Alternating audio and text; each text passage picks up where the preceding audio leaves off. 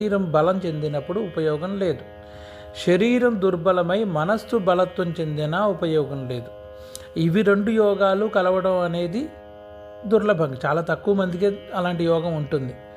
అలాంటి వారు ఉంటారు. అలాగే చతుర్థాది కేంద్ర స్థానాల్లో, లగ్నాది కేంద్ర స్థానాల్లో కూర్చున్నప్పుడు కుజుడి వల్ల కుజ దోషం అనేది తగులుతుంది.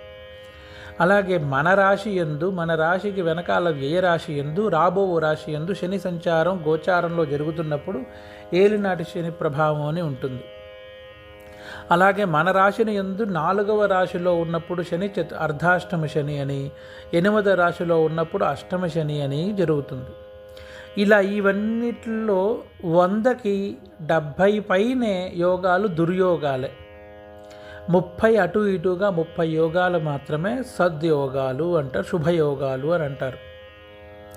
అటువంటి శుభయోగాలని, ఈ దుర్యోగాలు ఏవైతే ఉన్నాయో వాటిని నివారించి, వాటి పరిహారం చెందించి, ఆ దోషం లేకుండా చేసి సద్యోగాల్ని మాత్రమే ప్రేరేపించి, సద్యోగాన్ని ఇచ్చి, దుర్యోగం యొక్క బలాన్ని తగ్గించి, ఆ దుర్బలాన్ని తగ్గించి మంచి సద్బలాన్ని ప్రేరేపింపే శక్తి గల గణపతి యోగ గణపతి అని అంటారు.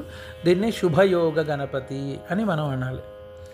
ఈ గణపతి యొక్క మంత్రము ఓం గం యోగ గణపతయే నమః అని ప్రార్థన. ఈయన ధ్యాన శ్లోకం యోగారూఢో యోగ పట్టాభిరామో బాలార్కాభశ్చంద్రనీలాంశుకాఢ్య పాశే క్ష్వక్ష్వాన్యో గదాదండదధానః పాయాన్నిత్యం యోగ విఘ్నేశ్వరో నః.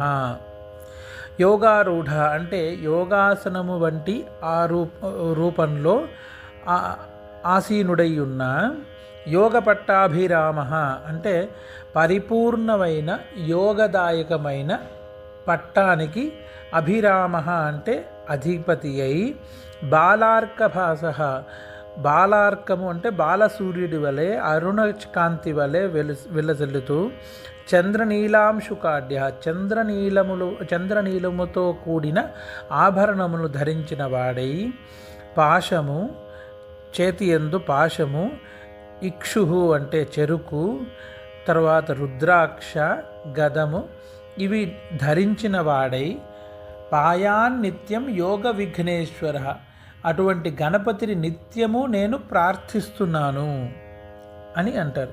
ఈ యోగ గణపతి చాలా విశేషమైన గణపతి.